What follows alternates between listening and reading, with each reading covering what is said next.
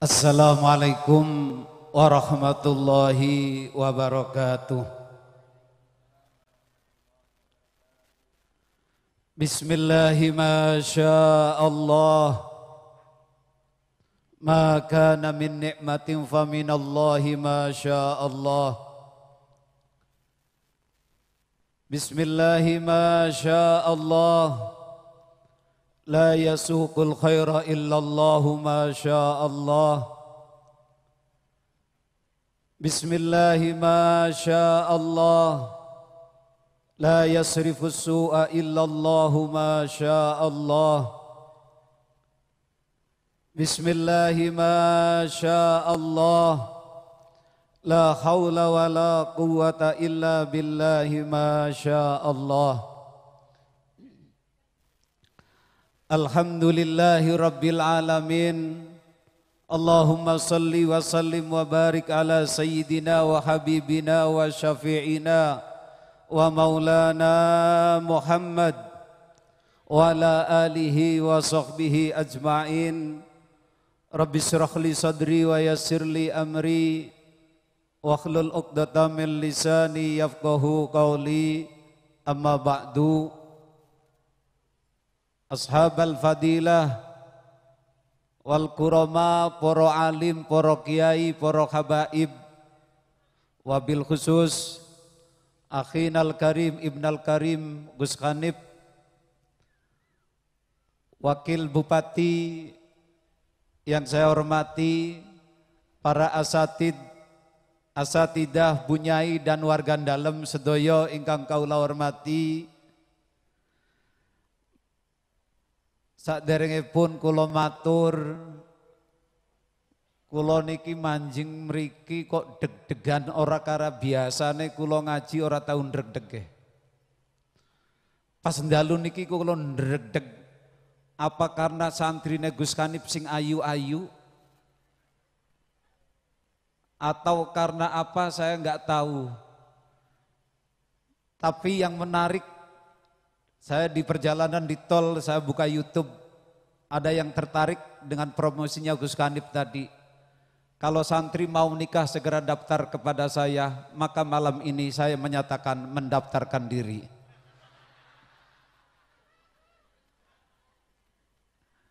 Ini saya lihat di YouTube, di mobil, wah bagus juga nih kiainya open begini. Gus, jadi saya mau daftar juga nih Gus. Para sederek, para rawuh, ngapuntene ingkang kathah Gus Khanif, ugi para kiai, para asatid. Nawaitu kula mriki silaturahmi ziarah.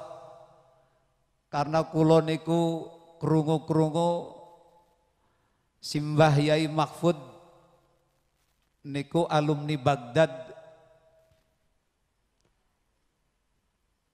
Jadi piyambake niku sa alma mater kali kula. Cuman beda tahun. Beliau kata Gus Khanif era 60-an, saya era 95. Selesai Lirboyo 95 bulan Agustus, Desember 2000 saya berangkat, 95 Desember saya berangkat ke Baghdad dengan tanda tangannya Gus Dur. Selesai tahun 2000 saya lulus dari Baghdad. Tadi saya cerita sama Gus Khanif, saya itu kalau ngaji nggak pernah pakai sorban. Ini pun bukan sorban, ini kain. Saya tadi udah cerita, Gus nyuwun sewu, saya biasa nggak pakai sorban, nggak pakai kain. Tapi malam ini saya pakai karena ini ikut nyambung kenang-kenangan dengan almarhum yang kita khauli Romo Yai. Karena sama-sama Baghdad. Kain ini ada ceritanya Pak, dan ini bukan sembarang kain. Mungkin gak ada di Indonesia, di alam dunia cuma satu. Ini kain makamnya Syekh Abdul Qadir Jailani.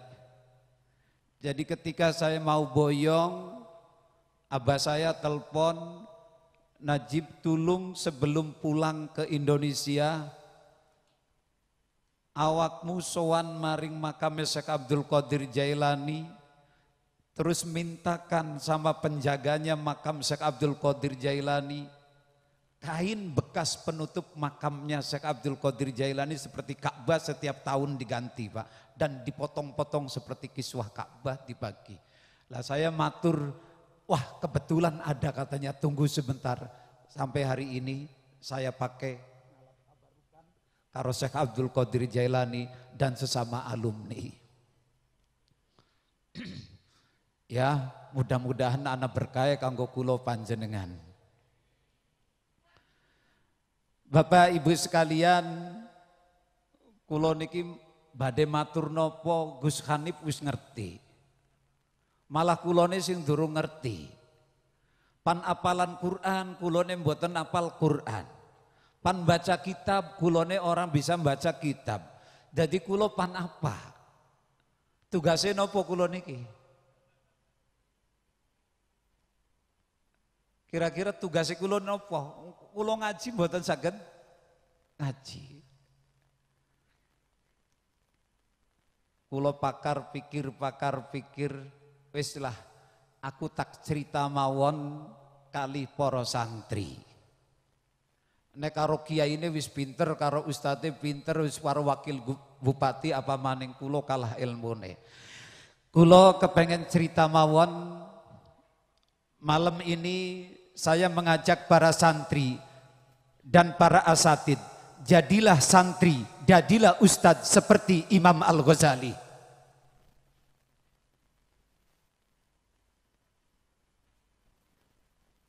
Santri yang sukses, jadilah seperti santri Al-Ghazali. Guru yang hebat, jadilah seperti Al-Ghazali. Dosen yang hebat, jadilah dosen seperti Al-Ghazali. Makanya para santri, saya sering mengatakan, ulama-ulama besar internasional, bahkan ulama-ulama nasional itu 99% lahir dari keluarga miskin, bukan dari keluarga kaya. Saya ulangi, ulama-ulama besar, kiai-kiai besar, baik internasional ataupun kiai nasional, itu rata-rata dari keluarga miskin yang susah. Dan nyatanya anak yang mondok itu biasanya orang miskin. Gak ada, jarang orang sugih mondok di pondok seperti kayak gini. Gak mau, katanya gak betah, gudigen, karena gak ada ranjangnya.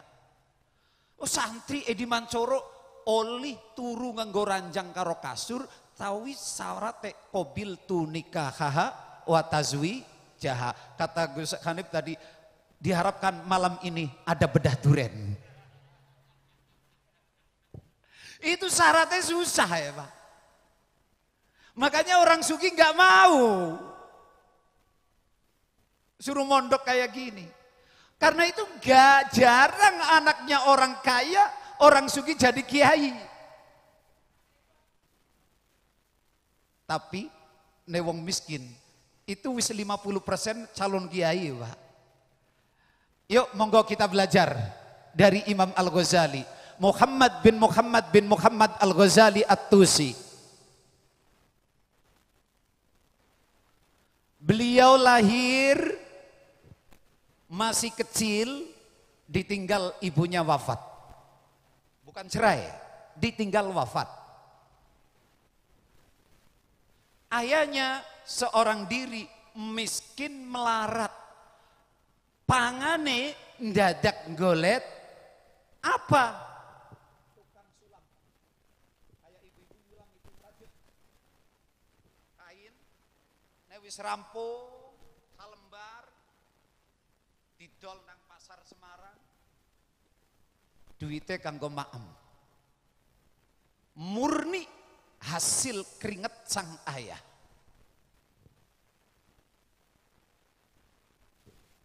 Bukan ulama, bukan kiai, tapi mahabbahnya kepada ulama, mahabbahnya kepada ilmu, mahabbahnya kepada masyayikh luar biasa. Tidak seperti orang Semarang. Ini kesalahan orang tua. Kepengen anaknya pinter, tapi mahabbahnya kurang. Belajar dari ramanya Imam Al-Ghazali. Ia merasa bukan siapa-siapa, orang biasa, makan dadak mencari, tapi kepengen anaknya jadi kiai, jadi orang alim. Makanya apa? Di mana ada pengajian, ramanya Imam Al-Ghazali berangkat. Dan Ghazali kecil dibawa. Sekarang di Indonesia jarang Pak. Orang tuanya ngaji di kampung-kampung, Jipingan, Senin, Kemis, Selasa, Rebo. Ada nggak bayang bawa anak? Ada yang bawa anak? Nggak ada. Malah anaknya dititipin. Jajan, rewel, cerewet, nangis. Padahal sing cerewet siapane? Ibune. Dibawa. Setiap ngaji dibawa. Masih kecil tuh bocah. Kiai ini mulai ngaji Al-Fatihah. Qala al-musannifu rahimahullahu ta'ala. Bla bla bla bla bla rampung. Itu ngeliatin kiai lagi ngaji. Ramane Imam Al-Ghazali. Tak nang ati. Ya Allah. Kiai ki alim temen. Maca kitabe kok enak temen, penjelasannya kok kepenak. Ya Allah, jadikan anakku seperti Kiai Fulan. Menangis. Di tengah pengajian berdoa. Ya Allah, mudah-mudahan anakku seperti Gus Hanif. Di Semarang ada nggak kayak gitu? Nggak ada Pak. Nggak ada Pak. Rampung ngaji. Nek wong Semarang, amin, Al-Fatihah. Al-Fatihah durung rampung, rebutan sendal. Disitan metu. Tapi ramane Imam Al-Ghazali mboten Pak. Wong pada rebutan bubar, metu piyambake kendel. Lenggah ning tempatipun. Rampung tiang pada bubar, piyambake ramane ngesot Pak. Ngesot melampah maring kiai ini. Lenggahan. Bareng matur kiai. Niki putra kula nyuwun dibarokahi supadosa dadi anak sing soleh.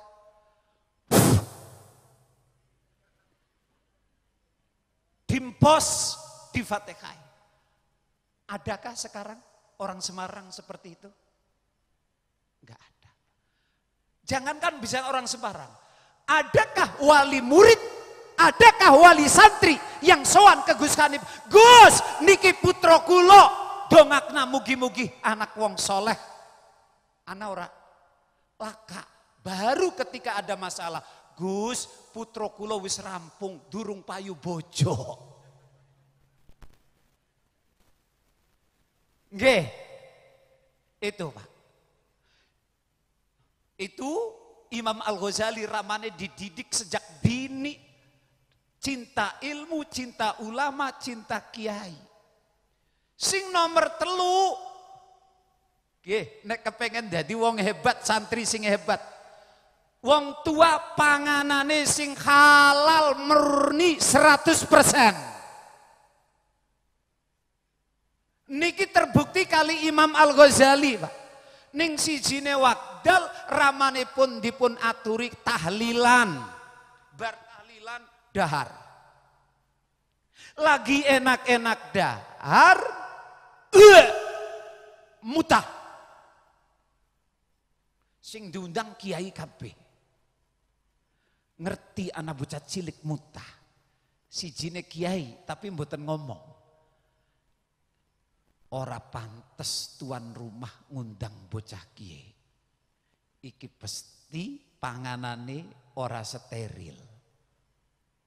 Tapi meneng. Tuan rumahipun geger. Wonten napa daharane mboten kepenak. Ramane sing jawab. Ngapunten Bapak.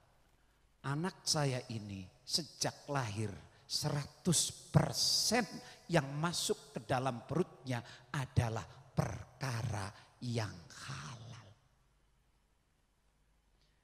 Nah terus ini kemuto, iki berarti sampean nyugui panganan kali putra kula berarti mboten steril.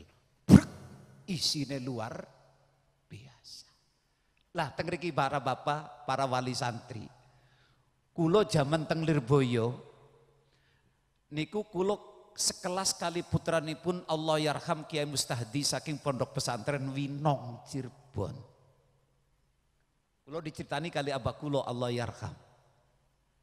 Nek kepanggi kali abah kula ngundange Kang Kaji, Kang Afandi, kula lagi gada masalah. Masalah nopo Kiai? Iki lho ibune bocah. Iku sak bendina kanggo mesteli anake ning Lirboyo, sak kelas kali kula. Iku nek belanja luwi dicelengi, diwadahi kaleng, diwadahi kaleng, diwadahi kaleng, diwadahi kaleng. Mengko nek akhir bulan dibuka kalengnya. Nek luwi ya dikurangi, nek kurang ya ditambahi. Lah zaman biyen kirimnya ngangge napa?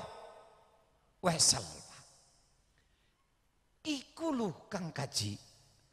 Wong ibune olih nadai dodol gedang, adol godong, adol kangkung, hasil keringet donge duwite wis kumpul disetorna ning kantor pos, dikirim ning bocah ning kana, sing diterima dudu duwite ibune cuman angkane sing pada.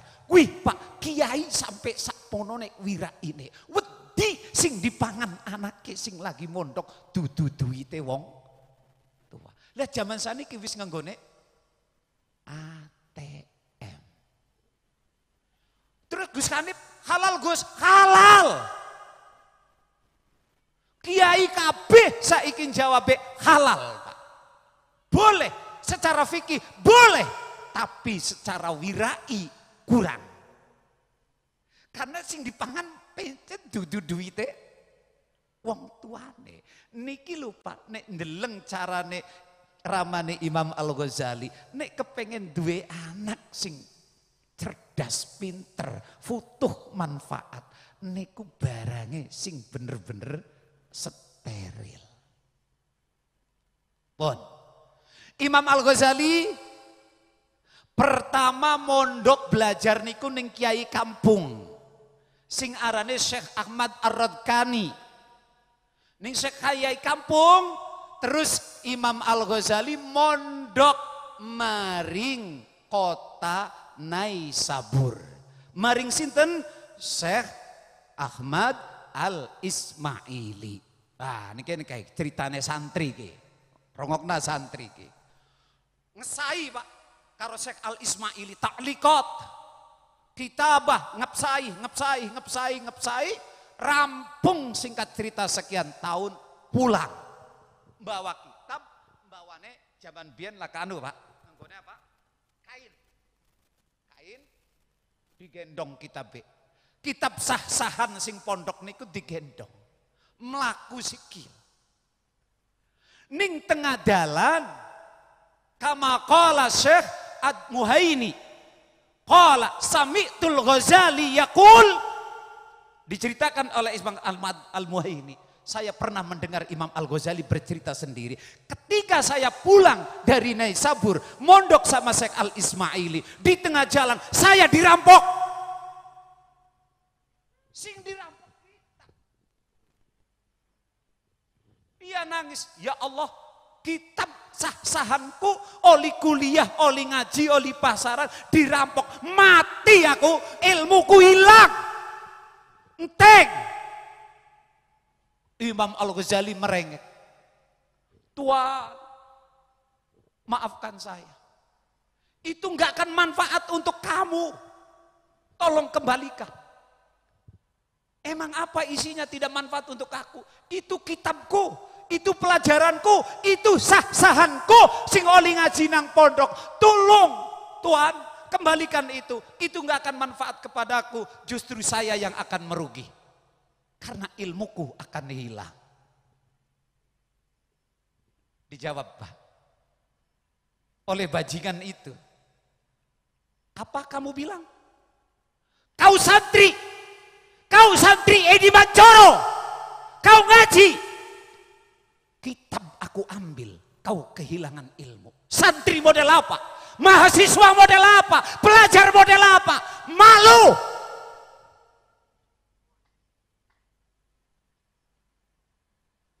Tuhan, tolong kembalikan kepadaku. Akhirnya ada satu kelompok ngomong, udahlah, kasihkan, kasihan dia menangis. Itu Pak tadi bahasanya ketuanya itu. Santri model apa? Mahasiswa model apa? Kau katanya belajar, kau ngaji, kitab aku ambil, kau kehilangan ilmunya. Santri model apa? Mahasiswa model apa? Singkat cerita, dikembalikan Pak. Terus apa jawabnya Al-Ghazali? Ini komentar paling sejarah santri. Hadza mustantaqun antaqanallahu bihi liyursyida bil amri.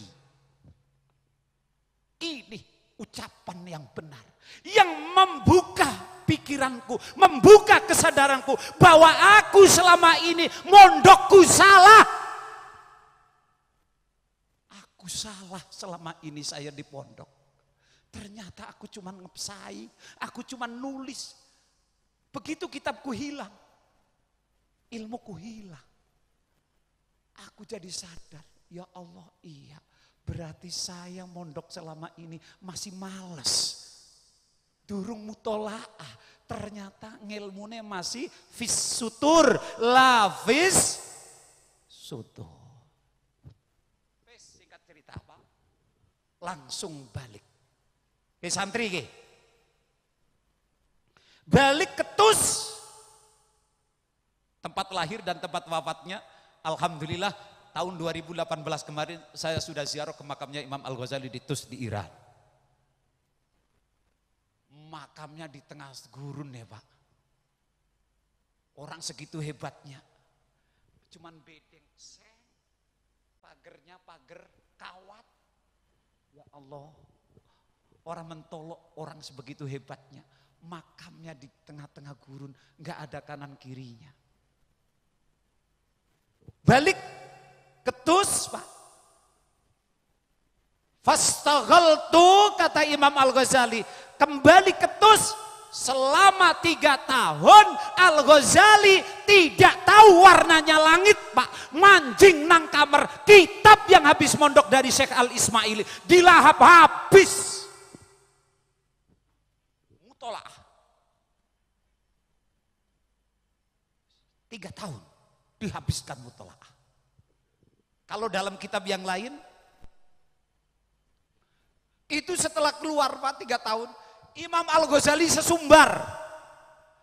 Apa sesumbarnya Imam Al-Ghazali? Begini, kalau dalam riwayat yang lain, silakan siapa yang butuh kitabku, kalau perlu seluruh kitab saya kamu bakar, lalu tanya dari alif sampai ya, maka saya tidak akan pernah kehilangan satu ilmu pun.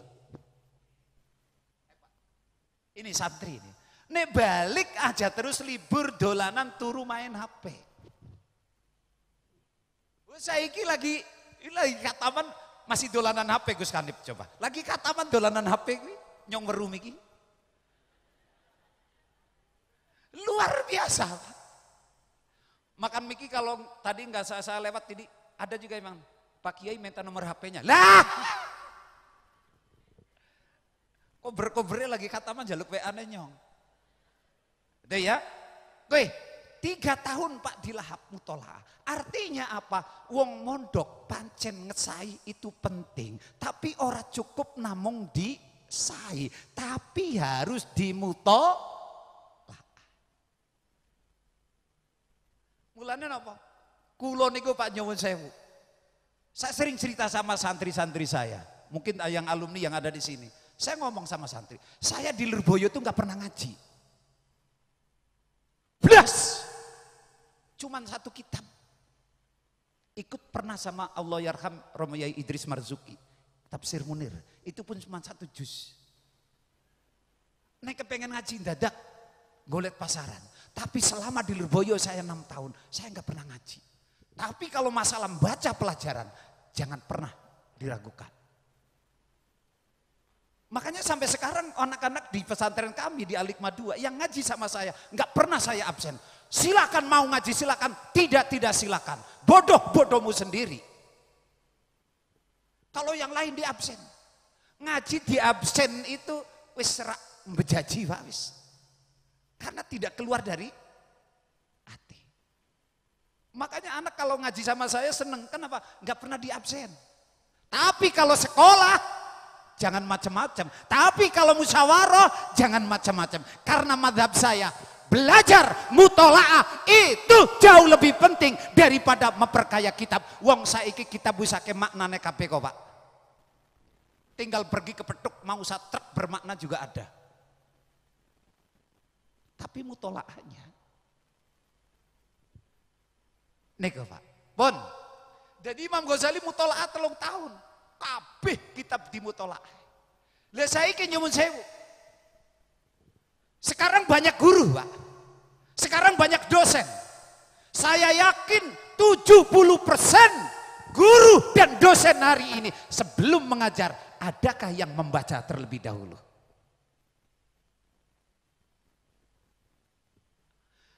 Guru, kiai, penceramah mau ngaji, adakah yang baca dulu? Saya di mana-mana kalau ngaji harus bawa kitab. Saya di mobil tadi bawa kitab 3. Di sana 2 bawa 1. Saya mutola'ah. Saya tidak ingin saya ngomong dari yang apa saya ketahui saja. Sebelum saya menambah ilmu saya sendiri. Itu saya lakukan. Rutinan saya, pengajian saya di mana-mana, saya wajib mutola'ah terlebih dahulu. Bukan saya tidak bisa. Karena ini semangat saya ngikuti Imam Al-Ghazali. Dosen, guru, ustadz nyuwun sewu bukan petugas transfer data. Nah sekarang ini banyak ustadz, dosen, pengajar tugasnya cuman mentransfer data, ilmu pengetahuan dari laptop, proyektor, mahasiswa suruh nonton, nyatet, selesai. Ini bukan lagi Pak, karena mengejar mengejar nilai. Makanya nanti saya ingin sampaikan Pak, saya mencatat beberapa catatan yang kritiknya Imam Al-Ghazali terhadap dunia pendidikan yang saya rangkum. Luar biasa. Ini kritiknya Imam Al-Ghazali dulu lahir 450 Hijriah, wafat 555 Hijriah. Usianya Imam Al-Ghazali cuman 55 tahun. Tapi kritiknya terhadap pendidikan luar biasa. Ini maksud saya, ayo kita niat bareng-bareng membangun pendidikan kita. Apa kata Imam Al-Ghazali? Sehingga akhirnya kemudian kenapa Imam Al-Ghazali masuk ilmu tasawuf.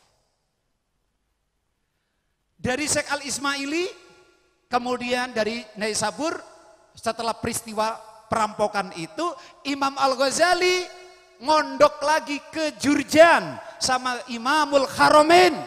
Disinilah dia udah alim, pinter, masih mondok. Sekarang ada nggak ustadz yang mondok lagi?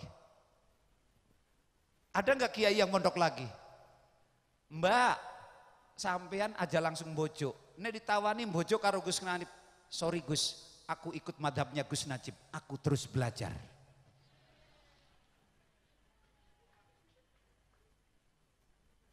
Jangan mau Mbak. Jarane samaan wa ta'atan. Karo Gus Najib juga samaan wa ta'atan gitu ya. Baik. Imam Al-Haramain, pakar fikih, usul fikih, aqaid, ilmu kalam, belajar lagi. Makanya apa ini Pak? Zaman saniki Pak, penyakitnya di masyarakat nyuwun sewu. Ustadz ini di Brebes lu ya. Tapi insya Allah di Semarang ya orang beda Pak.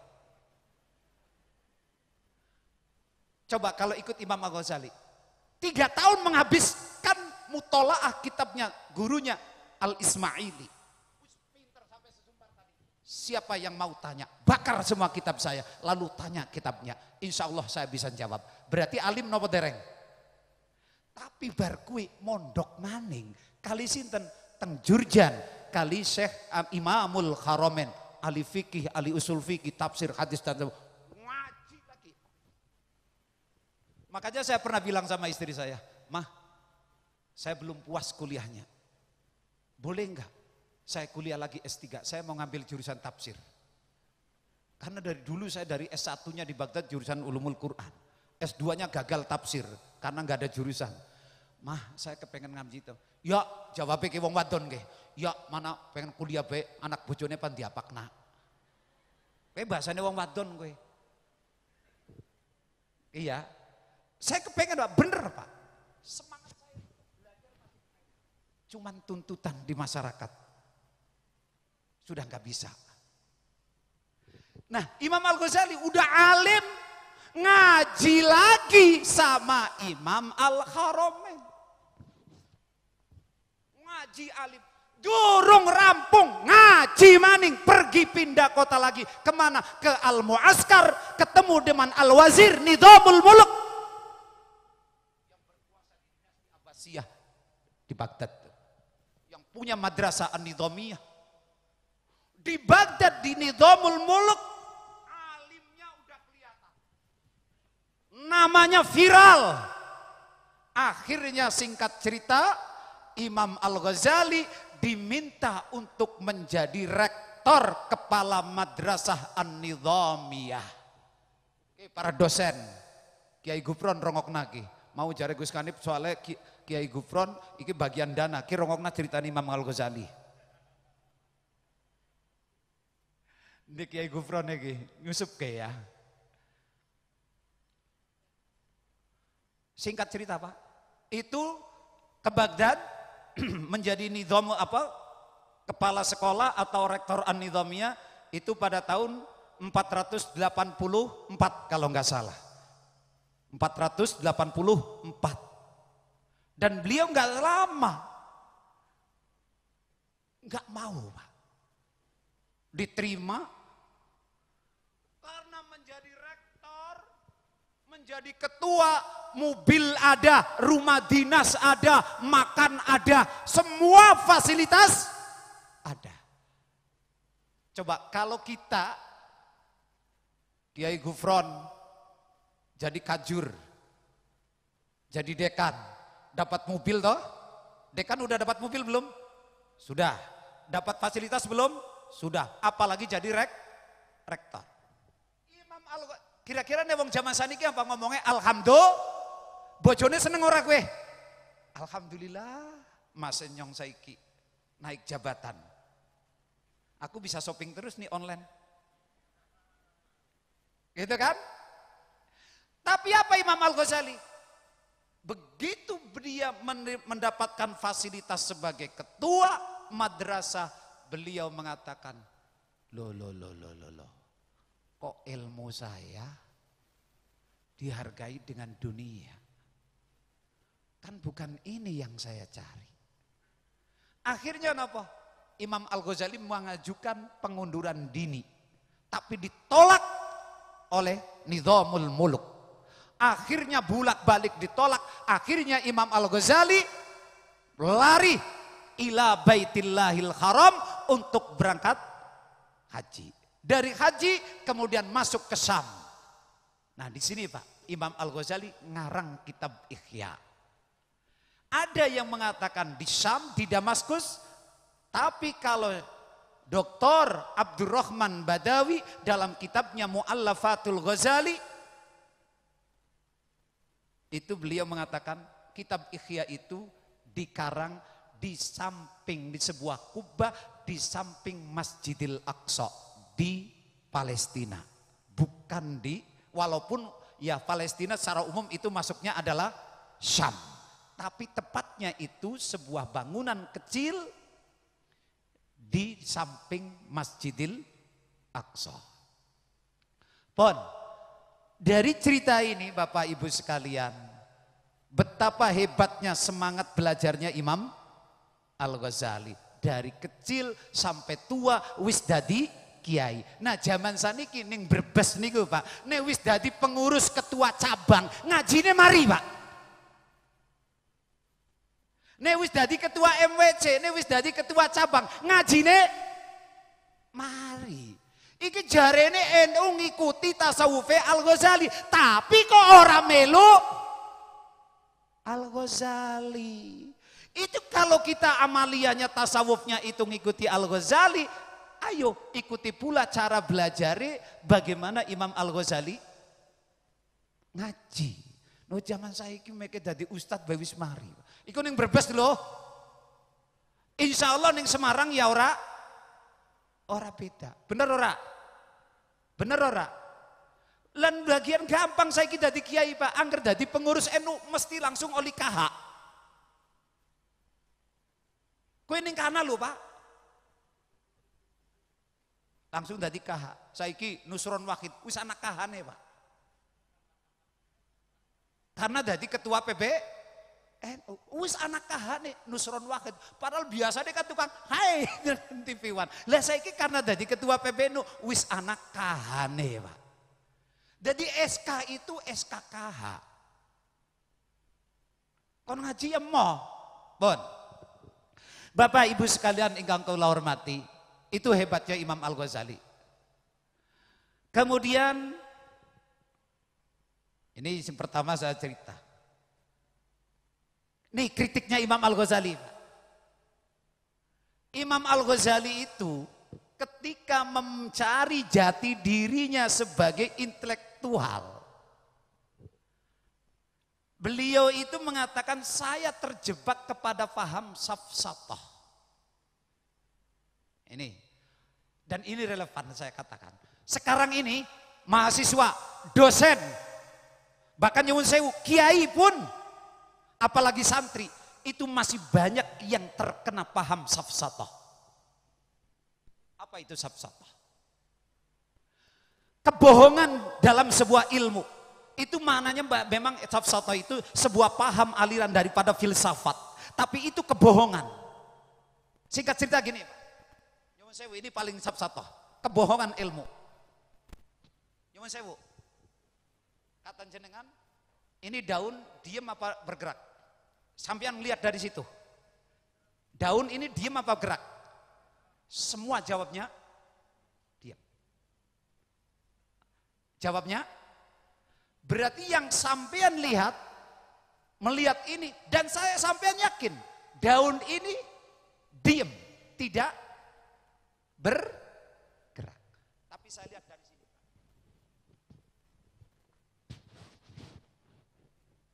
Ternyata goyang. Ternyata sampean lihat dari situ, diam. Bintang, kecil apa besar? Tapi menurut pakar astronom, bintang lebih besar, hakikatnya lebih besar daripada langit dan berarti salah nggak yang kita lihat? Salah apa benar? Bintang kecil itu salah apa benar? Bintang yang kita lihat kecil itu benar apa salah? Salah. Daun yang kita lihat diam, benar apa salah? Benar apa salah? Salah. Wong akeh duite, uripe enak. Benar apa salah? Wong dadi pejabat, terhormat dan enak. Benar apa salah? Tanya sama wakil bupati.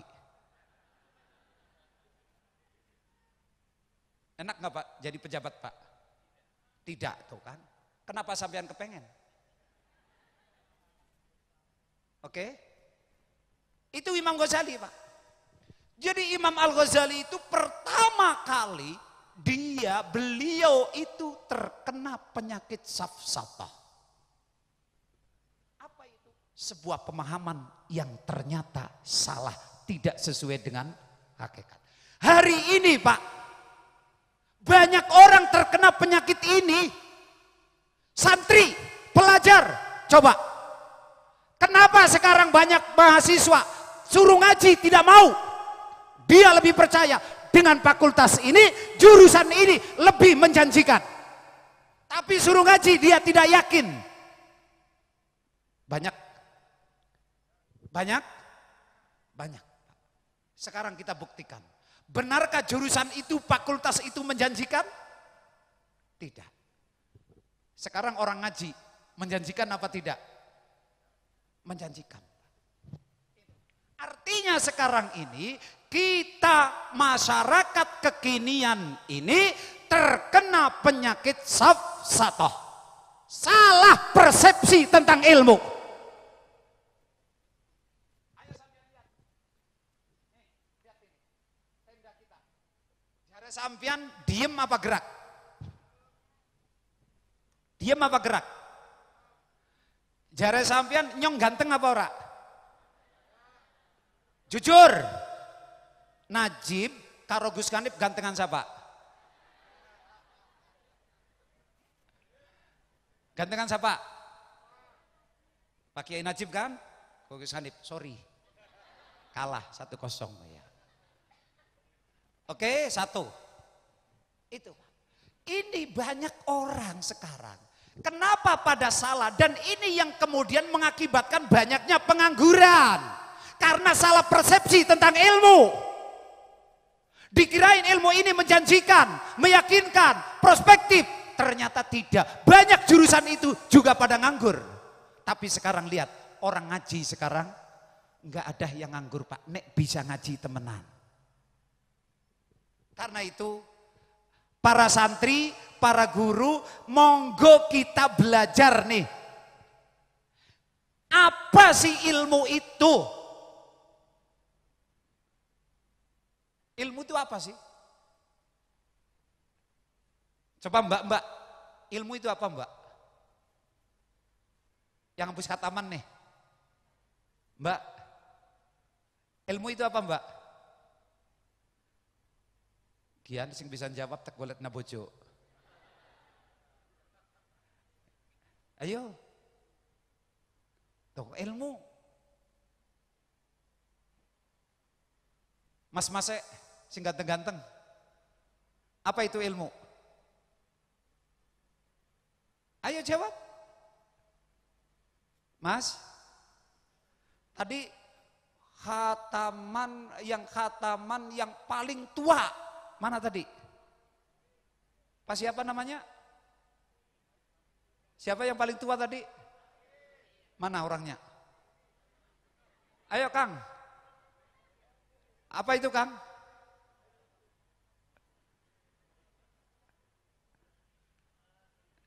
Itu kan Pak, kadang kita ilmu sendiri aja belum tahu loh. Apalagi untuk membaca, membedakan satu ilmu dengan ilmu yang lain. Itu satu. Coba sekarang saya tanya, hukum karo syariat beda nggak Pak? Ayo, Mbak, hukum dengan syariat beda apa sama? Tuh, Mas, hukum dengan syariat beda apa sama? Bapak-bapak, non, pas.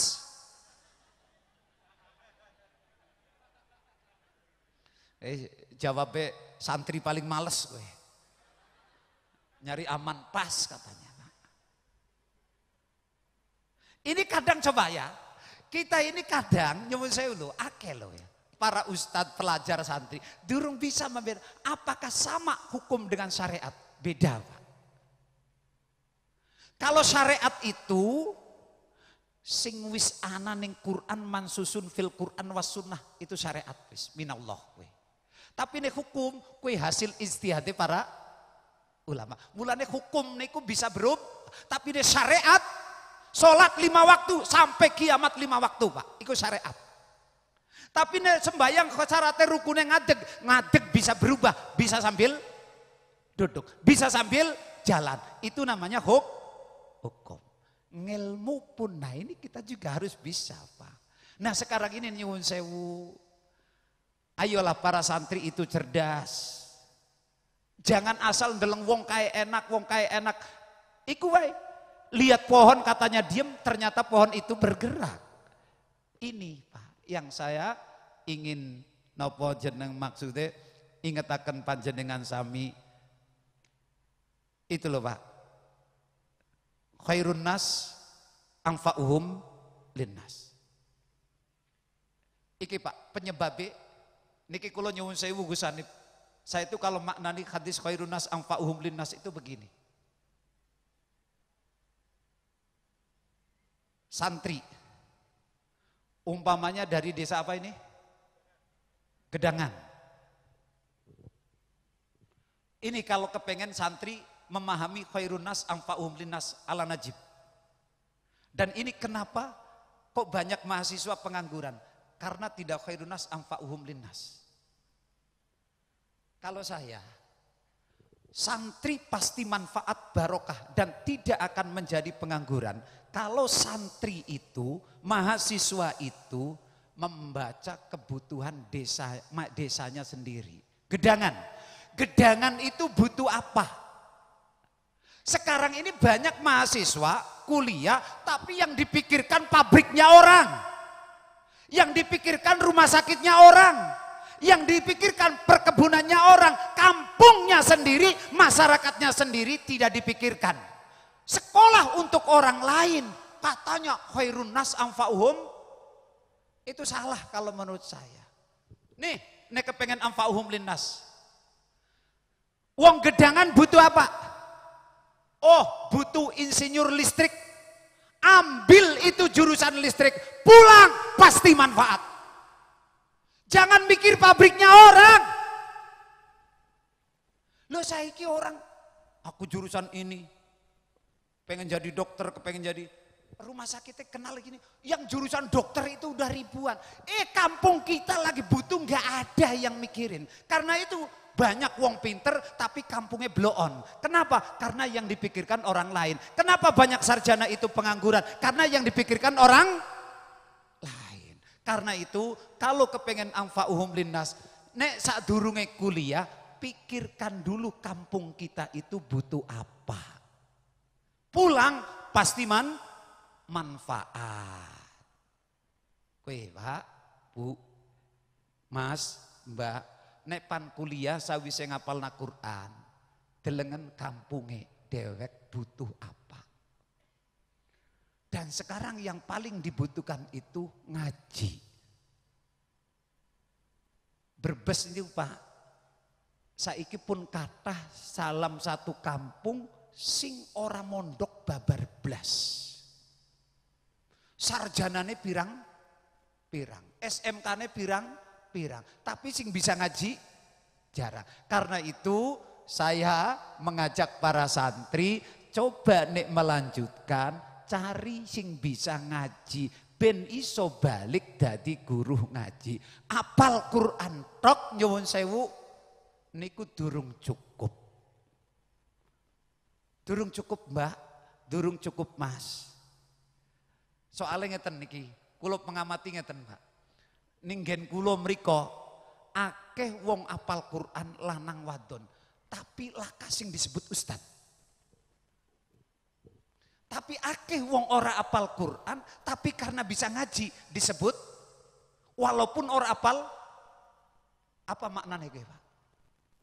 Akeh wong apal Quran lanang wadon, tapi ora disebut ustad. Tapi akeh wong ora apal Quran, tapi iso ngaji, tapi disebut ustadz, bahkan disebut apa sebabnya? Apa sebabnya? Karena apal Quran tok durung cukup.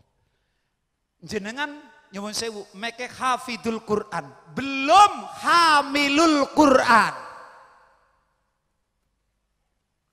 Makanya nanti mudah-mudahan waktunya cukup. Sampai jam berapa ini biasanya? Kalau jadwalnya kan sampai jam 12. Berarti 15 menit lagi saya jatahnya. Sampai jam 12 ya. Bon. Iku akeh Pak, wong apal Quran tapi orang disebut ustaz. Karena apa? Karena cuman apal tok. Kuduk dipahami, kira-kira dari hamilul Quran. Bapak Ibu sekalian ingkang kula hormati, nih kritik Imam Al-Ghazali Pak. salah satu kehancuran pendidikan iki sejak zamannya Imam Al-Ghazali, dan ini tantangannya kiai, tantangannya ustadz, apalagi tantangannya dosen. Apa itu yang menjadikan Imam Al-Ghazali tidak nyaman dengan pendidikan masa itu, apalagi sekarang? Apa itu? Kata Imam Al-Ghazali, hubbul mali wal jah. Ini yang menghancurkan pendidikan kita. Akhirnya apa? Sekarang ada sertifikasi, sing penting dapat sertifikasi, Pak. Mutu pendidikan itu kurang diperhatikan. Mulane nyuwun sewu lho, Gus. Ningen kula niku akeh guru sampai kula dadi kepala muallimin muallimat mewajibkan wanti-wanti guru nek sadurunge mulang mutolaah. Sampai tak jajak teng kula Senin Kemis puasa. Akhirnya kali kula Pak, nek Senin Kemis di kantor ruang guru tidak boleh ada teh, tidak boleh ada makanan. Berjalan Pak. Tapi gurunya pinter, nek jam istirahat, Gus badhe medal. Nggih monggo. Medale ning warung Pak, kurang ajar Pak.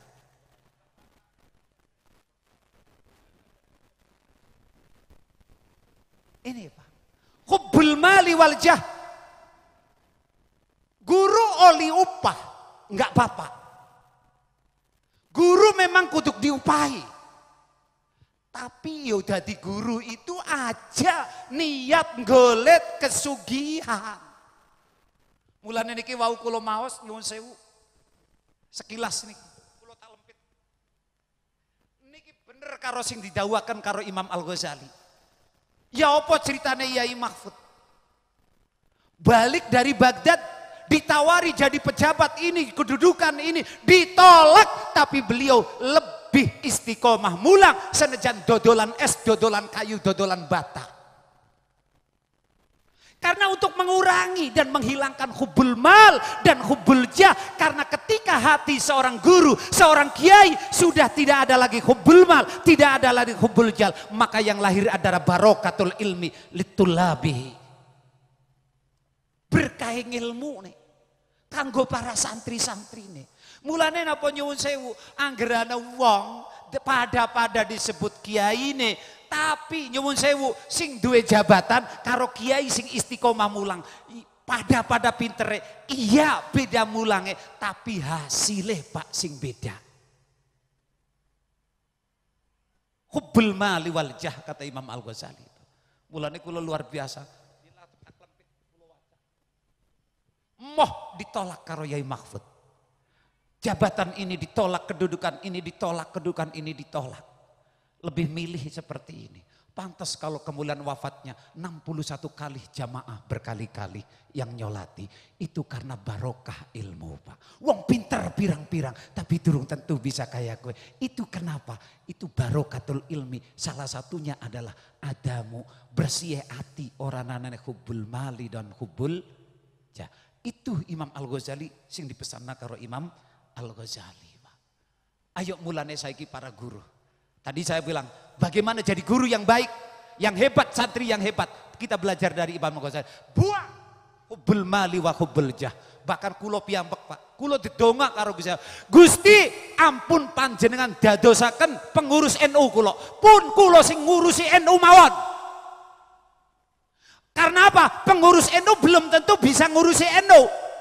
Tapi orang yang tidak menjadi pengurus NU, ngulang ngaji, itu sudah jaga NU, membesarkan NU, dan ngurip-ngurip NU. Saestu kulo. Kulo nendonga, kali jamaah kulo, dongakna aku aja jadi pengurus NU. Tapi dongakna aku iso ngurip-ngurip NU. Carane piye? Mulang ngaji. Mulane kula niku alhamdulillah kita hadusan bin nikmah. Kula niku saben dina meh medal majelis kula. Ngaji kali tiang-tiang masyarakat niku. Nawa itu kula napa? Nirakati anak, nirakati murid. Kula niku pikirane ngeten. Nyuwun sewu, kathah tiang, guru, kiai, ustad, nasihati muride. Ayo ngaji terus balik mulang.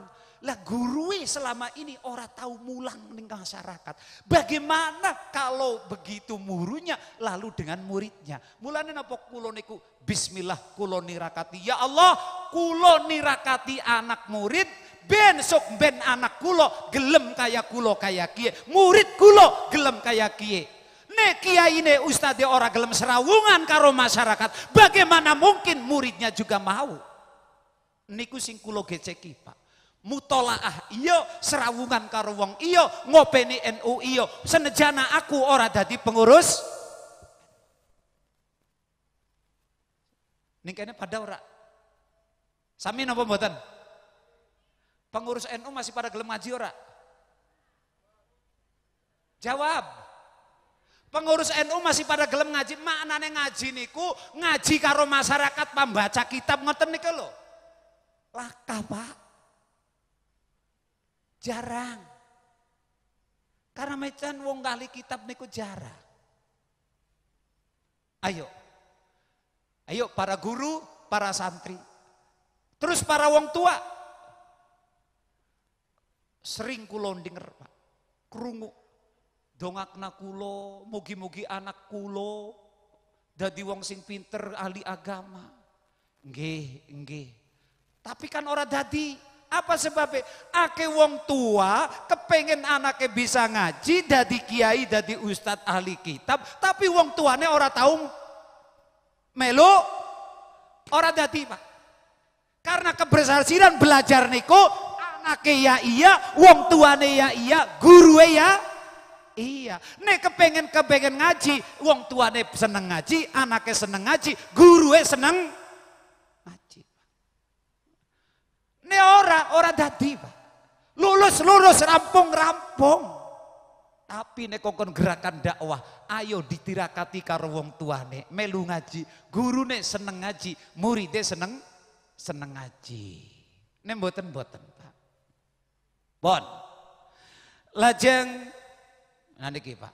Sing nomor kali rusake pendidikan jari Imam Al-Ghazali waktu niku. Sing dadi kepriyatinan Imam Al-Ghazali apa? Setelah hubul mal walja, sing kaya saiki rebutan jabatan, iku wis bagus, Pak. Tapi hasil pendidikannya niku sing kurang barokah. Karena gurune, dosene niku pada duwe hubul mali walja. Sing nomor kali penyakitnya pendidikan niku dibalik ke fungsine ilmu. Niki, Pak, penyakit sampai saniki. Iku sejak zaman Imam Al-Ghazali sampai saniki. Fungsine ilmu diwalik. Loh saiki nyuwun sewu. Tadi ditanya ilmu apa, enggak ada yang jawab. Saiki fungsine ilmu napa? Itu kan ibadah, Pak. Kanggo ibadah. Loh saiki coba rata-rata nyuwun sewu. Bocah kuliah, luruhe luruhe jabatan, luruhe kedudukan. Nyong jukot saiki ben dadi iku. Iki kan berarti dibalik, Pak. Lah ini perane para ustad, para pendidik. Ayo diingetna neng ilmu niku ghayatuhu al-ibadah. Al-ibadatu samratul dudu pekerjaan. Karena itu santri yang sukses, santri sing balik dadi ahli ibadah, bukan yang dagang. Bukan yang harus berjabatan, jabatan itu sampingannya. Tapi sing dadi ahli ibadah dhisik. Mbak masih samratul ilmi al ibadah. Tapi saiki wis dibalik. Ngilmu ijazah kanggo golek jabatan, ora kanggo ibadah. Niki loh kemudian sing dadi prihatinane Imam Al-Ghazali. Karena itu saya ikut mengajak Bapak Ibu sekalian, para guru, para asatid, ayo kita nata niatnya mendidik anak-anak kita semuanya. Kemudian niki, Pak, sing paling catatan Imam Al-Ghazali sing paling kula ringkes niki. Napa jari Imam Al-Ghazali? Sekarang ini wong belajar, apalagi di kampus. Itu napa? Jalla ihtimamuhu bil janib an-nadhari fil ilmi dunal janib al amali. Saiki ake wong belajar itu sing dipentingna teori, bukan praktek. kanggo dilakoni. Diskusi pirang-pirang, seminar pirang-pirang, cuman itu habis itu enggak ada. Ini yang kemudian menjadikan Imam Al-Ghazali prihatin. Ya Allah, kok ngene dunia pendidikan. Itu zamannya Imam Al-Ghazali. Mulanya Imam Al-Ghazali melayu dadi rektor An-Nidhamiyah. Ayo ditata para santri. Jangan kebanyakan teoritis, tapi aplikatif. Nah zaman saiki yang ini, kebanyakan teoritis. Yang kemudian, nih paling lagi kata Imam Ghazali, at-tadris wa ta'lim faqidan li syartil qabul. Allahu Akbar. Sekarang ini banyak lembaga pendidikan, ustadz, dosen, kiai, tapi kata Imam Al-Ghazali loh Pak, itu tidak memenuhi syarat diterima sebagai amal ibadah. Memang ngajar itu bagus, mendidik itu bagus, tapi kata Imam Al-Ghazali itu dulu Pak, orangnya masih bagus-bagus, durung ana sertifikasi, apalagi sekarang sudah ada sertifikasi. Apa kata Imam Al-Ghazali? Faqida li syartil qabul, tidak memenuhi syarat diterima sebagai ibadah. Hilang ruhnya Pak. Ruh sebagai ibadahnya hilang. Apa itu ruh ibadahnya? Wahuwa an-niyat.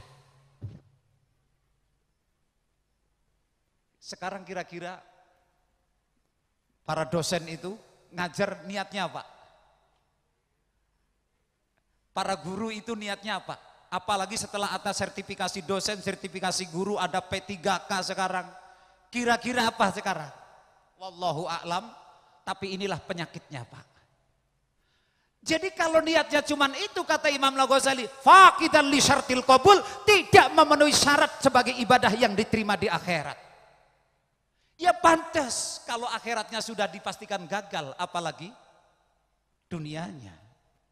Kemudian ini yang ketiga, kata Imam Al-Ghazali, saya dengan demikian, padahal Imam Al-Ghazali ya guru loh Pak. Tadi mulang itu Pak, padahal Imam Ghazali loh. Mulang ke sana di Baghdad. Apa kata Imam Ghazali? Wajadtu nafsi bila rasidil akhirah. Itu Imam Al-Ghazali Pak. Setelah saya introspeksi diri, ya Allah nyong mulang marana mrene, ora oli pulsa akhirat. Laka kuota akhirat nyong mulang. Berarti nyong ki durung bener. Ya Allah, pulsane kosong nyong mulang, pulsane datane kosong jare Imam Al-Ghazali kanggo akhirat. Apa itu? Penyebabnya kosongnya pulsa akhiratnya Imam Al-Ghazali mulang. Ini Imam Ghazali loh. Wajadtu nafsi bila rasidil akhirah. Aku menemukan diriku tanpa pulsa akhirat. Mulang Quran, mulang kitab. Itu mulang Quran, mulang kitab loh. Apalagi yang mulangnya matematika IPA. Ya Allah. Piye awake dewek terus ngene iki. Inilah pelajaran dan peringatan dari Imam Al-Ghazali. Apa penyebabnya kok pulsanya habis untuk akhirat? Pertama alasannya adamul ikhlas. Adamul ikhlas.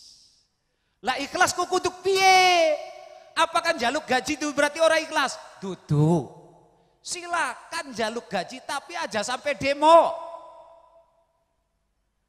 Kayak kira-kira lamun guru demo jaluk tunjangan kayak ngilangna ikhlas apa ora? Ilangna ikhlas napa ora? Bakal jarang ilang Pak wis ikhlas Pak. Ilang kowe jari Imam Al-Ghazali. Karena apa? Nah itu Pak. Adamul ikhlas. Akhirnya apa? Karena orang ikhlas, fadafa'a nafsahu ilal khaufi wal khirsi fima baqiya minal waqti ayyusarrifa fi mardotillah. Sawise Imam Al-Ghazali sadar, ya Allah berarti nyong selama ini mulang salah niat, salah dasar, salah. Akhirnya sejak eling niku Imam Al-Ghazali menghabiskan waktu sisa umurnya kanggo ibadah maring Gusti Allah. Inilah sebabnya kemudian Imam Al-Ghazali lari masuk kepada tasawuf daripada itu. Kira-kira wong Semarang bisa ora ki? Angel ya. Itu ya. Kemudian nah ini Pak. Nah di sini terus kata Imam Al-Ghazali luar biasa. Ini pelajaran yang luar biasa bagaimana Imam Al-Ghazali membangun pendidikan terutamanya untuk kebaikan kemaslahatan dirinya sendiri. Kalau disimpulkan maka di dalam mengajar, di dalam belajar niat tesing benar. Di dalam mengajar dan belajar harus ada keikhlasan. Biar kita mengajar, kita ngaji itu mendapatkan pulsa data akhirat. Bapak Ibu sekalian ingkang kula hormati, terakhir.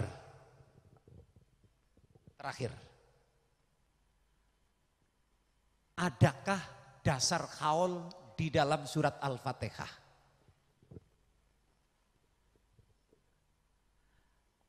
Kalau tak pikir-pikir, kalau orang nggo hadis, tapi ki acarane khataman Quran tak coba. Tadi saya katakan apal tok ora cukup. Kulo mau tolak apa? Luar biasa.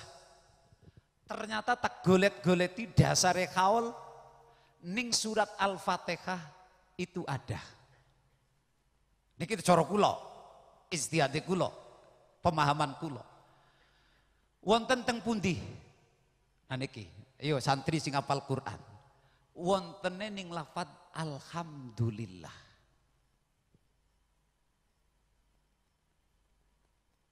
Acara khaul niki niku maknane muji, ngegungaken, mulyakaken,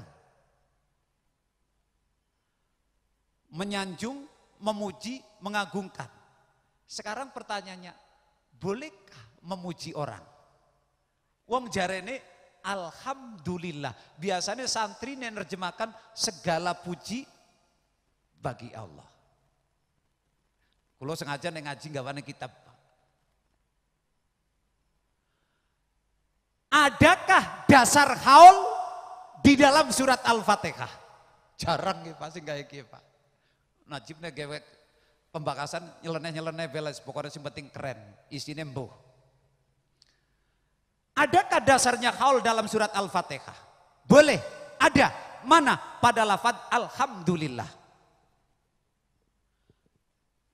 Baik, apa itu yang coba diruntut.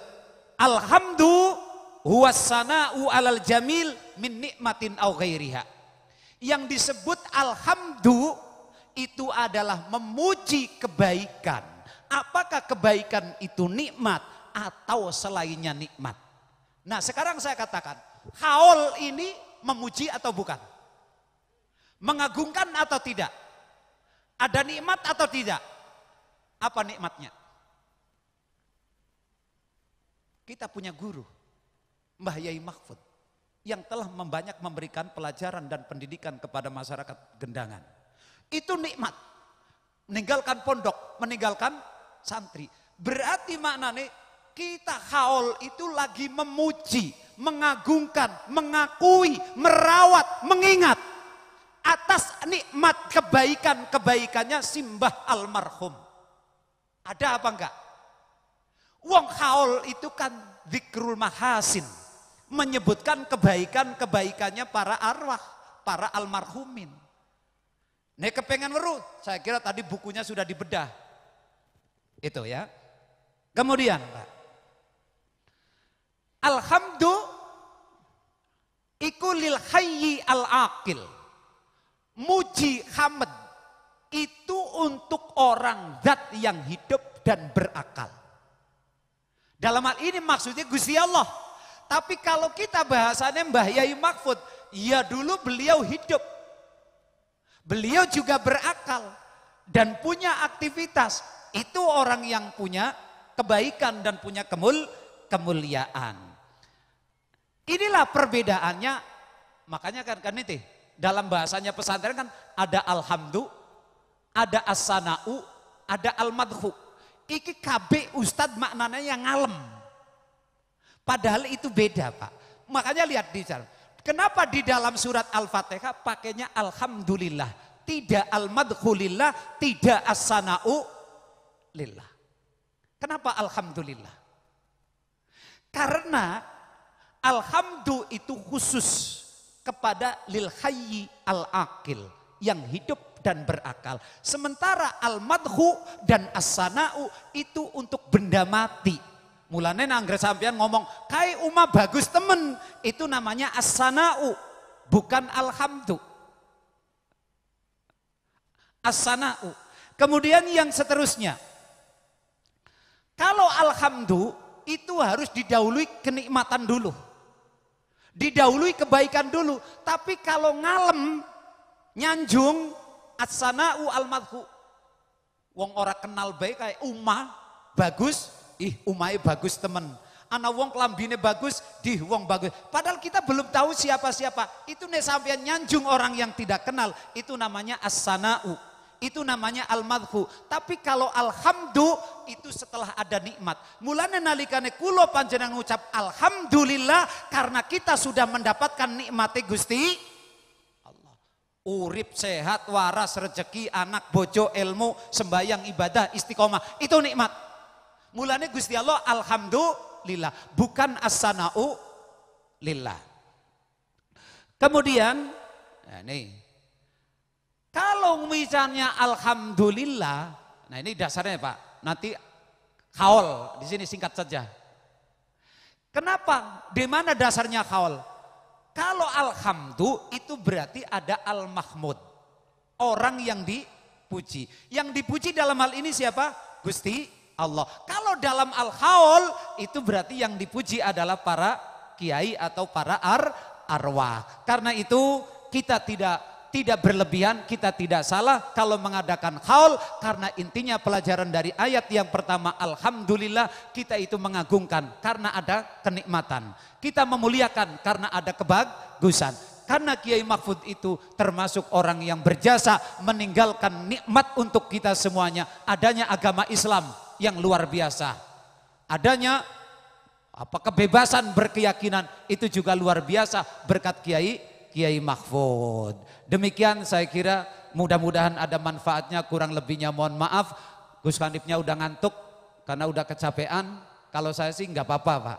Tapi saya tahu diri karena tuan rumahnya sudah ngantuk. Jadi saya tidak berani untuk memaksakan diri. Sebenarnya masih banyak yang ingin saya sampaikan. Demikian kurang lebihnya mohon maaf. Billahi taufik wal hidayah. Wassalamualaikum warahmatullahi wabarakatuh.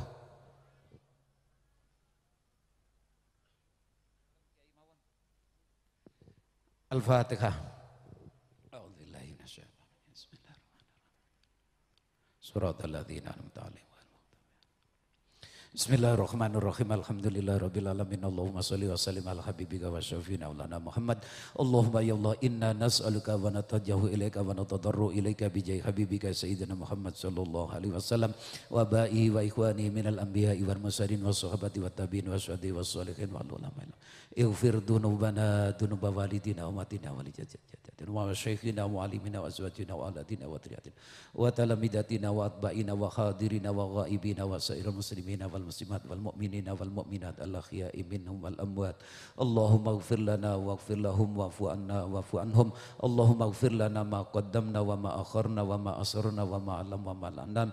Rabbana dhalamna anfusana wa illam taghfir lana wa tarhamna lanakunanna minal khasirin. Rabbana dhalamna anfusana wa illam taghfir lana wa tarhamna lanakunanna minal khasirin. Rabbana dhalamna anfusana wa illam taghfir lana wa tarhamna lanakunanna minal khasirin. Allahumma ya Allah tawil umrana umur walidina wa matina wa masyaikhina wa alimina wa satidatina wa azwajina wa auladina. Allahumma ighfirna wa imam sa'il muslimina min kulli da'in wa min kulli su'in min fitani bal bala. Allahumma ya Allah inna nas'aluka husnal khatimah wa na'udzu min su'il khatimah. Allahumma inna nas'aluka ilman nafi'an wa amalan mutaqabbalan wa na'udzu bika min ilmin la yanfa' wa qalbin la yakhsha wa nafsin la tasba wa ainin la tadma wa du'aina. Allahumma anfa'na bima 'allamtana wa barik lana fima razaqtana wa khayrina wa zina. Allahumma shfi mardana madal muslimin. Allahumma arham mautana matal muslimin. Allahumma arham walidina wa ummatina wa masyayikhina wa asatidatina wa alamin. Rabbana atina fid dunya hasanah wa fil akhirati hasanah wa qina adzabannar. Wa sallallahu ala sayyidina Muhammad walhamdulillahi rabbil alamin. Bisiril Fatihah. Assalamualaikum warahmatullahi wabarakatuh.